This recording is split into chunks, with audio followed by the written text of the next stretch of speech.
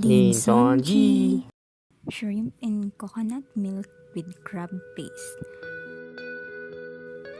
Ginataang hipon na may taba ng talangka. Ingredients: shrimp, coconut milk, crab paste, cooking oil, garlic, onion, ginger, fish sauce, calamansi, green onion, salt, pepper. I am just a beginner in cooking, so I don't have very good skills and awesome cooking tools and equipment. I just use all that is available in our humble kitchen. All I did is just simple cooking. My papa helped and guide me while I'm cooking. He is happy that I am learning to cook. Start. Wash the shrimps and remove its antennae and the sharp part of the rostrum. Rostrum looks like a pointed nose at the head of the shrimp head.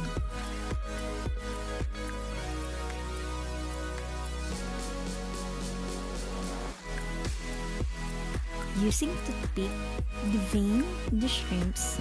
Deveins means remove the main central vein from shrimp.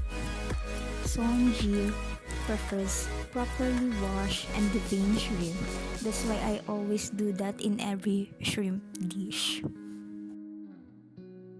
Just watch the proper devein technique in the internet. I am not a pro on this. Chop the garlics. I enjoy it when there is more garlics.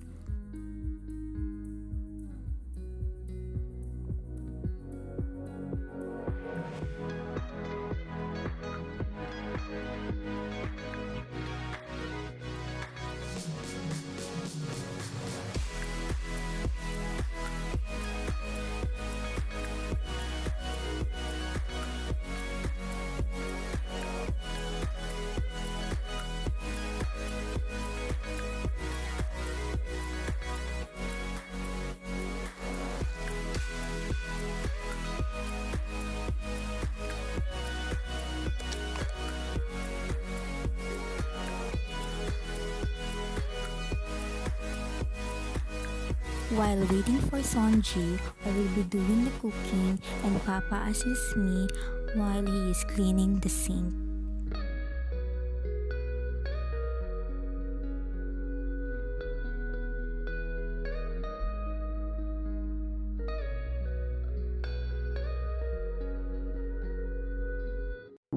Chop the onion.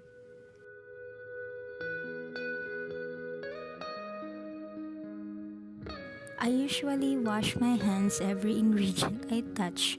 That's why you will notice droplets of water in my hands.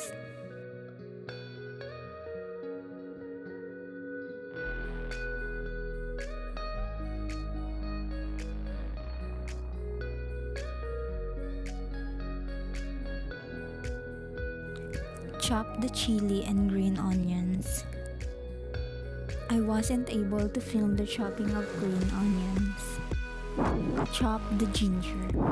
Papa suggests to add more ginger, and that was too much ginger.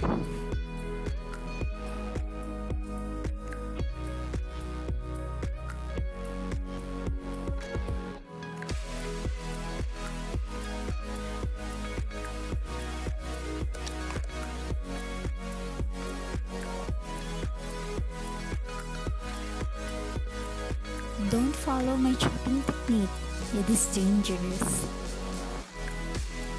Heat oil in pan. Saute garlic, onion, and ginger.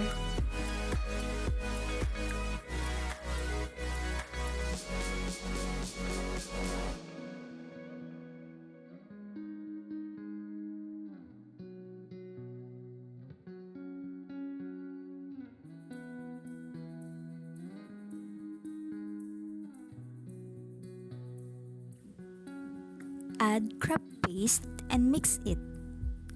Just moderate amount of crab paste.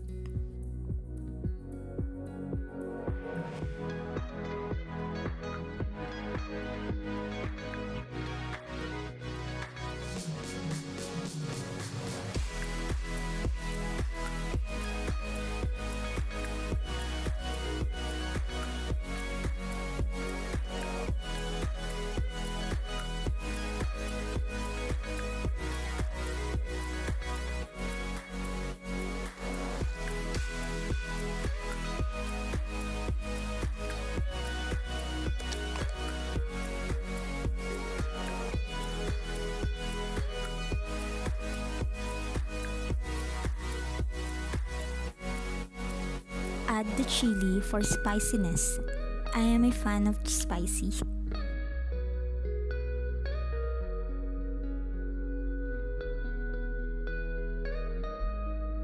Pour coconut milk. We use pure coconut milk in this.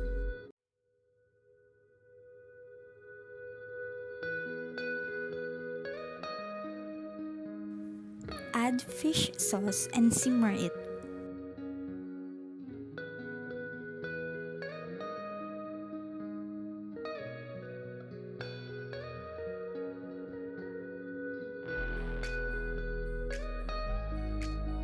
Add the shrimps. We were able to buy 1 kilograms of shrimps in a good price. Salt, ground pepper, and calamansi to taste.